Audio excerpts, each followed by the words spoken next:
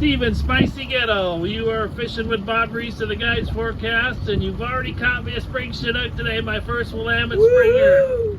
Thank you for that. I think my wife and kid will be happy, and my mother-in-law too. Spring Chinook tonight for dinner. Nice fish. Did that run like 200 feet? Oh man, I don't know what it did, but I was surprised. So a lot of cool factors happening here, Stephen. First of all, here we are on June 30th. We're late into the spring Chinook season, and you're catching fish. You've had a good week. How's the week panned out for you this last week here? Yeah, it's been really good. The last 2 days we went 5 for 6 down here, downtown, just fishing around a lot of structure and ledges and some tricky stuff. We've lost some gear, but the more time I'm spending in these areas, the better I get at fishing them, and been consistently hooking up. Above the Fremont Bridge, which is a new area for me.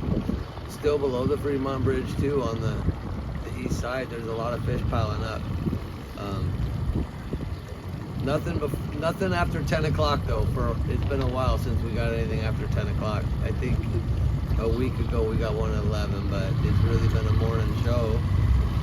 Fishing 360s and spinners with short leaders,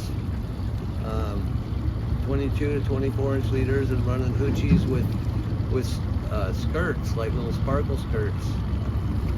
Pink blade with a purple dot, which has been, I guess a lot of other people have been using them, and I was kind of late to the party, but once I was told, I started using it and started catching some fish. Yeah, so I'm swinging the boat a lot, just kind of swaying left to right, changing the thump speed, and kind of scrubbing these areas out, and pulling fish out of the corners, and they'll follow us out, and yeah, it's been working out real well.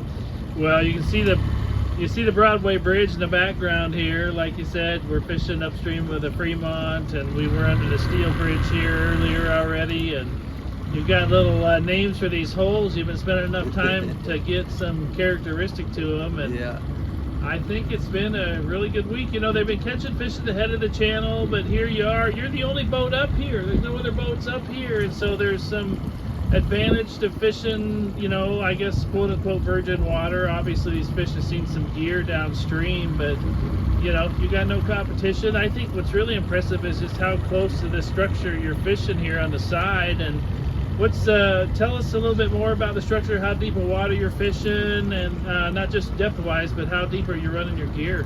Well, a lot of this water is 30 to 40 feet deep. I'm trying to get closer to the 20 to 30, which is right on a ledge to a lot of it, but the fish are, whereas the other side there's a lot of shallow spots. This is kind of just ledge all the way down, so the fish are banging up against it when they're coming upstream, finding their way up, and there's little pockets that they're hanging out in on the outgoing tide, I'm finding, and they seem to stick around those areas for 10, 15 minutes. We're able to go back through and get fish in the same spot on the outgoing. On the incoming, it seems like they're moving a little bit quicker. But we're getting them upstream and downstream. We just got Bob's fish going upstream, so.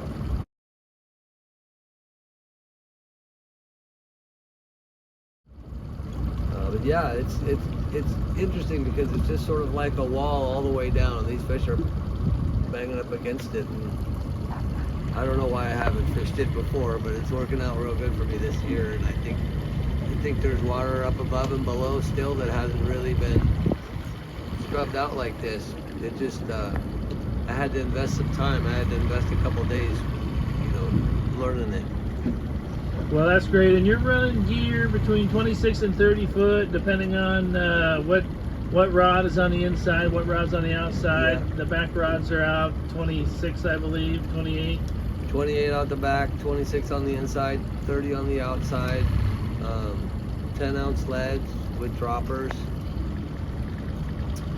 And short bus flashers, and I've got a little bit of Hypervis tape on everything somewhere.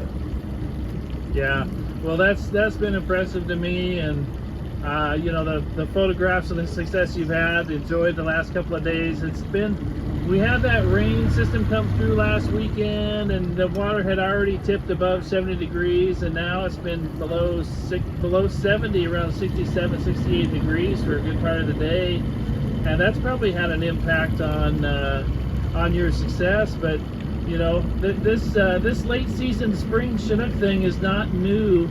It's been going on for a number of years, or probably, you know, north of a decade or better, but there's still little intricate parts of the fishery that are producing for people, and you found a nice little niche here. And so I know you have an interest in running some half-day trips for people. I mean, it's just, for what you charge for a half-day trip, it's almost more of a pain in the butt to drag your own boat out when you can just come down and meet Spicy at Willamette Park and jump on board for a couple hours. Are you going to do some more of those trips for the next couple weeks? Yeah, I'd like to do some half-day trips. You know, the 8 hours just really isn't really fair to the customer, because after 11 o'clock, your odds are just about nil, it seems. So we're fishing from, like, you know, 5 to 10, 5 a.m. to 10 a.m., $150 a seat.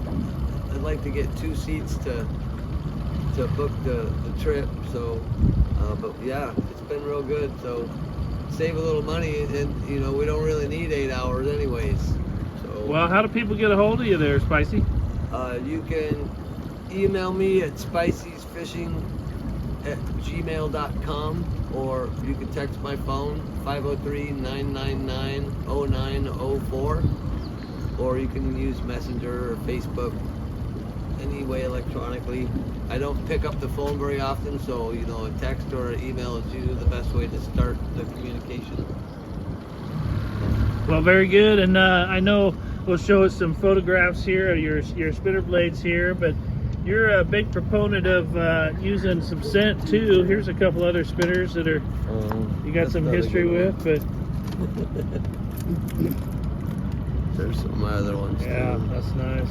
I was getting fish on all these colors before I switched to that pink and purple dot.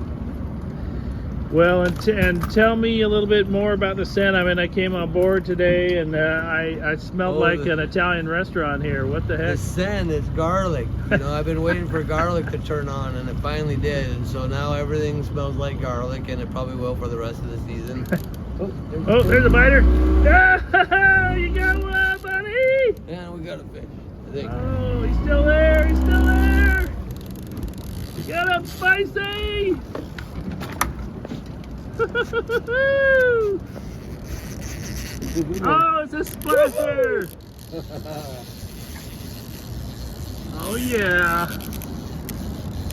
Good head shake. Wow. Oh, buddy. All right, I got a net of fish. Get him, Spicy.